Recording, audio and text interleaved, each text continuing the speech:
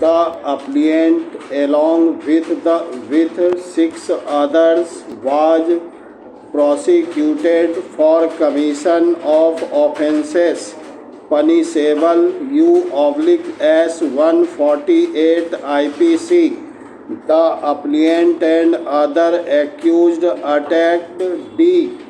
Two of the accused gave lathi blow on his back, and as he fell down, the appellant gave a knife blow on left side of his chest.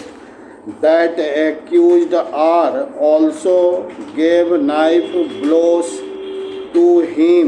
PW2 further stated that when he and his uncle tried to save D, accused R gave a knife blow on his left hand thumb, and 2 other accused gave him 5 lathi blows.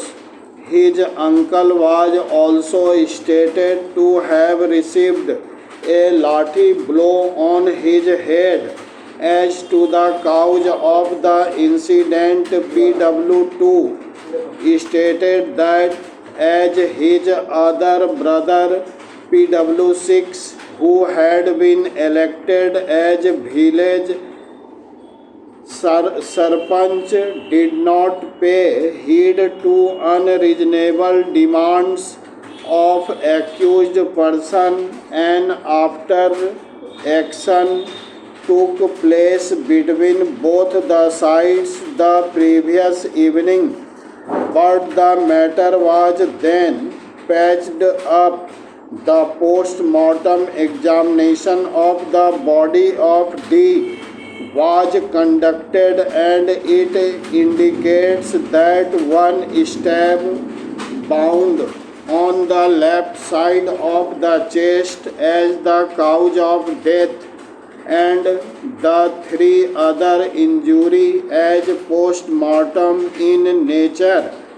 The trial court convicted and sentenced the appellant 302 and 324 IPC. Their other accused were convicted and sentenced 323 IPC. The remaining 3 were acquitted of all the charges by a separate judgment. The appellant was also convicted of the Arms Act and was sentenced to the period already undergone. The High Court upheld the judgments of the trial court, aggrieved the appellant, filed criminal appeal challenging his conviction and sentence 302 and 324 IPC, and criminal appeal number 132 of 207 challenging his conviction 25 Arms Act parachange. The trial court doubted presence of PW4 and PW6 at the place of occurrence and did not accept their testimonies as eyewitnesses.